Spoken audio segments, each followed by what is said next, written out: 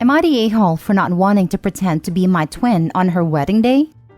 I, 30 female, have an identical twin sister, and for the purposes of anonymity, I'll call her Jess. Jess and I look so much alike it can be freaky. At one point when we were still infants, they had to draw a little dot at the bottom of one of our feet, just so they could keep track of who was who for medical reasons. My mom adored the fact that Jess and I were her cute baby twin girls, and treated us as precious dolls who she would frequently dress alike and always make us do things together.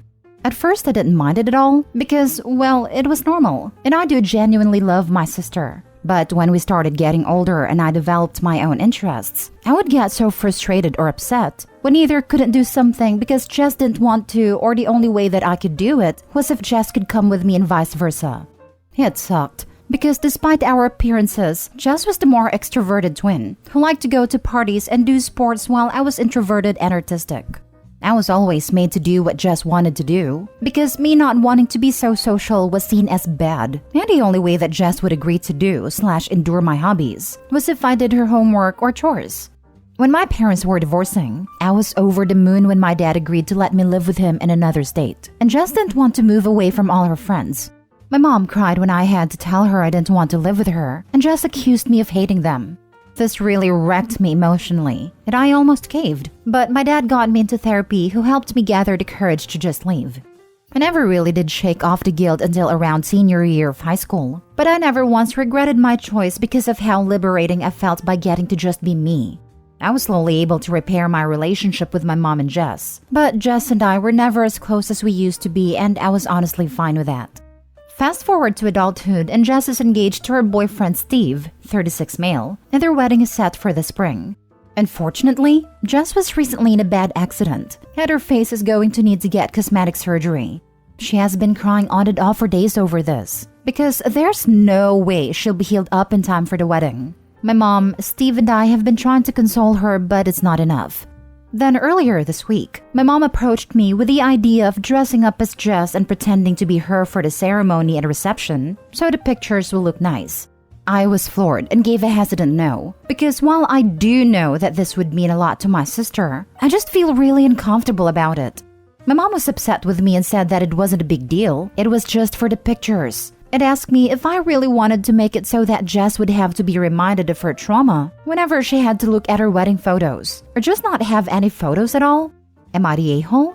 Edited to add. Okay, because I've already seen this in 2 other comments, I just wanted to be clear about some things. 1. We live in America, and as far as I know, since Jess's surgery is purely for cosmetic purposes, health insurance may not cover it, if any at all. 2. My mom was the only one who actually approached me about this, so I don't know for sure if Jess and Steve know about this idea, and I'm honestly a little hesitant of actually talking to them about this, in case they're on board and start to pressure me into agreeing. Sorry for not clarifying. What my mom is proposing that I do is that I wear Jess's wedding dress and she wears whatever I was going to wear, and then I just stand in for her when it's time to walk down the aisle, do the entrance at the reception, first dance, bouquet toss, and photo time. I wouldn't actually be doing the vows. Now for the comments. Not the a-hole, but this is a lot to unpack. I think you need to stick to your boundaries. Photoshop can likely touch up any bruising or stitches, etc. for the photos. Honestly, since Jess and Steve are paying for the wedding and saving up for cosmetic surgery costs, I think they may not have the money to pay for professional Photoshop. They can always get them photoshopped later. First off, not the a-hole. Your mother's being ridiculous. Second, why are they not just postponing the wedding? Surely a life-changing accident is a reason to put things on hold. Apparently, their dream venue wouldn't be available again until around 2025. Not to sound rude, but I'd imagine having a corrected face should be more important than a dream location. You'd be surprised. Getting that dream venue while you can is extremely important to a lot of brides. Not bride wars level of important, probably. What the heck did I just read? Not the a-hole, and if looking like her old self is that important to her, then the wedding needs to be postponed. Not doing this bad movie plot of an idea. It is a big deal, because I'm pretty sure this level of fraud would actually invalidate the marriage. Not to mention people will know it's you, and those that don't sure as heck are gonna wonder where you are. Point all this out to your mother. Keep saying no, and if she keeps pushing, stop communicating with her. Next story. Am I the a-hole for refusing to switch rooms because sister-in-law is pregnant? I, 33 male, live with my wife, 31 female, and my 8-year-old son, Mel. Mel has cerebral palsy and is bound to a wheelchair. Our home is convenient for us because it has 2 stories, but it was left to my wife from her father and we don't have the money to move, so my wife and I and Mel have the downstairs bedrooms due to Mel's cerebral palsy. This past week, my brother and sister-in-law came to stay with us while visiting. Sister-in-law is 7 months pregnant. I had previously discussed that all the guest bedrooms were upstairs, but when sister-in-law asked us where the rooms are, she was shocked and asked if I expected her to walk up all those stairs. I said jokingly, I'd hope so, because that's where your rooms are. My brother got upset and said he thought I had changed the room plan to downstairs because of sister-in-law's condition. I told them no, there was no extra bedrooms downstairs. Then they suggested I swap rooms with them just for a few days. My wife instantly refused. Mal has hearing loss due to his cerebral palsy and takes his hearing aids out at night and can only hear some noises. And we just didn't feel safe. What if someone broke in, God forbid? What if he fell out of bed? So we told them no, we weren't comfortable with that. Sister-in-law got upset and said why would we let them stay there, and that pregnant people really aren't supposed to go upstairs, and that I was overreacting, and that they would still hear if anything happened to Mel. I refused again, and they called us inconsiderate a-holes and just went to stay with my mom. Maybe I'm a worry body, but this is our system, and I did warn my brother beforehand. Since when are pregnant women not to go upstairs? WTF, not the a-hole. I felt the same. My wife lived in our home with her pregnancy with our son and still went upstairs to use the bathroom every time when our downstairs bathroom was being worked on. Please, for the love of all that is good with this world, send both your brother and sister-in-law this. This is legit the dumbest thing I have heard people claim in a while. Not the a-hole. Apparently, generations have died that I don't know about because of mothers going upstairs. Lol. Also a big cause for many marriages ending. Husband decides to take the stairs and has to leave their pregnant wife behind, never to see each other again. Not the a-hole. What is your brother thinking? I was 9 months pregnant with a 9+ pound baby and still went up and down the stairs multiple times a day as we had no bedrooms downstairs. Your son and his safety take precedence. How can he not see this? Please feel free to give him the information for the nearest hotels. Perhaps they'd be more comfortable there.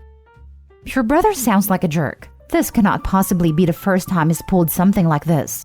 Let me guess. He's younger and was always spoiled/treated like the baby? Haha, he actually is the youngest by 9 years out of 4 kids. So he definitely did get the baby treatment growing up. Next story. Am I the a-hole for not wanting to take either of my parents' last names? I'm turning 18 in a few months, and my parents sat me down to tell me that I should start looking into changing my last name after my birthday. I have a weird situation where my last name doesn't belong to either of my parents. When I was born, my father didn't want to have a daughter have his last name, but he's since changed his mind and apologized. And my mother thought it would look bad or weird to put me under her maiden name. So my great-grandmother gave me her maiden name. They are now divorced and are married to other people and now each want me to pick their name. But I don't want to. My great-grandmother is gone now and I was the only great-grandchild that got to not only meet her, but spend time with her. I like having her name. It feels special. I also feel like I get to have more space socially by having my own name, like I truly have my own identity. My mother says that it's ridiculous for a child to have a different last name than either of their parents, and I shouldn't have to even be asked to do this, that I should be racing to the courthouse to take care of it, and my father agrees. Is it really that weird for me to not? I don't have anything against them or their names. I just like my name and don't want to change it. My entire family's angry at me for using my great-grandmother in my teenage rebellion and acting like I had some special bond with her that the other kids didn't. Am I the a-hole? Now for the comments. Not the a-hole. The irony of your parents acting like you're the ridiculous one when they both caused this problem in the first place. Keep the last name you want. Your parents sound ridiculous. Right? They could have legally changed their child's name for 18 years. They lost their chance to have a say. Not the a-hole. The hardest part of having a different last name probably would have been when you were a kid. I cannot see why it would be an issue now. They are being ridiculous. Apparently it was. I don't really remember it, but I also didn't pay attention either. Honestly, I doubt it was really that big of a deal outside of people who are only familiar with traditional American naming customs making comments about it to your parents. I was born and raised in the US, and due to the naming customs in my parents' culture, my siblings and I have one last name, our mom has another, and our dad has yet another. 3 different last names in one nuclear family. Of course, it's possible your family had very different experiences to mine, but not sharing a last name with either of my parents has never posed any issues for me.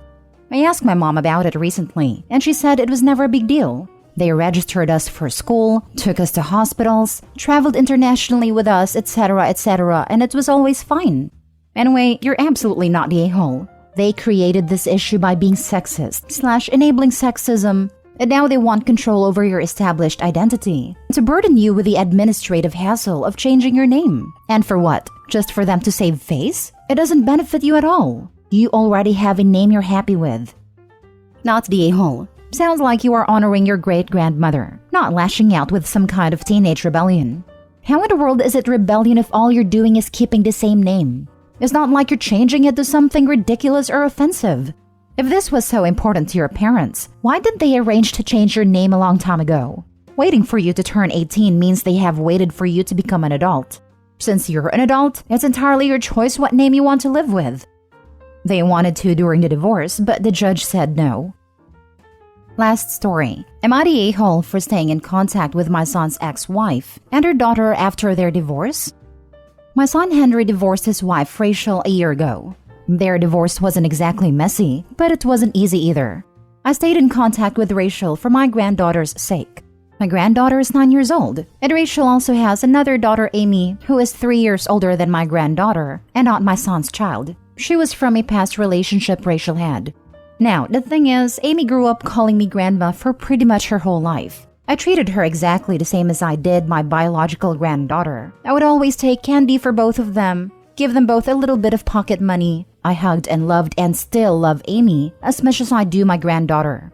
As far as I'm aware, she's my second granddaughter.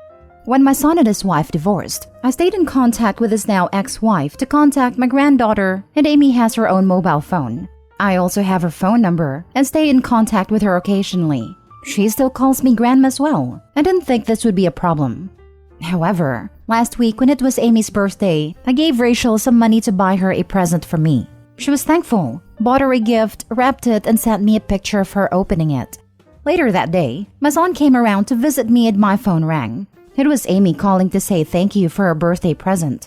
My son told me he found it inappropriate for me to be talking to his ex-wife and her daughter when she's not my granddaughter. He said I have absolutely no reason to be in contact with either of them, as I see my biological granddaughter regularly, and that she's the only one who is family. So his ex-wife and Amy, who are no longer family, have no reason for me to be in contact with them. I disagree, as I only speak to Rachel about my granddaughter and I speak to Amy. As for the last 10 years, I've been treating her exactly the same as my biological granddaughter. I feel it would be unfair now to no longer have contact with her after so long. Am I the a-hole for staying in contact with them both? I don't feel like I'm doing anything wrong. I never discuss my son with either of them. I just simply check in and see how they are. Not the a-hole. He has been in the girl's life for 10 years, and he's not staying in touch, and doesn't seem to care or worry about her. That should be the issue here. Be careful. He doesn't decide to not let you see your other granddaughter just because he doesn't agree with you. I'm willing to bet Rachel would let OP see both kids when they're with her. Dad has no say in that. Exactly. It's good he can't try to leverage OP seeing his daughter to try to get his way. And it's insane that he expects OP to just drop that relationship with Amy, as if 9 years of being her grandmother magically just disappear because Rachel and Henry are no longer married. I see why they got divorced now. Not the a-hole. This reminds me of the "you divorce wives, not kids" line from Clueless. Not the a-hole. That's exactly the line that popped into my head when I finished reading this. Heck, my daughter's great-grandmother sends me, my new husband, and our son Christmas cards and birthday cards/gifts, and my ex-husband doesn't see a problem with this at all. Blended families are difficult to navigate, but OP, you're doing it right. Amy's your granddaughter, just as much as a 9-year-old is. What's devastating is that, if Amy was in your life for that long, then she considered your son a dad too. And it sounds like he's abandoning an important relationship. He needs to do better. My fiancé's ex-stepdad still stick around. It helps my fiancé and his siblings out with stuff. They aren't biologically his, but he divorced their mom, not them. Especially the youngest whom he raised from birth. Not the a-hole. You are doing grandparenting right. A relationship breakdown between parents doesn't need to splinter the entire family. With a 9-year-old granddaughter, I'm guessing that you have been a grandmother to Amy for 10 years. That's a whole lot of time to form a bond that goes beyond a casual relationship. Your son is being selfish, thinking that his anger towards his ex is more important than your love for the children. He cannot tell you to change your priorities. I understand that your son is hurting, but you are only demonstrating love for the kids.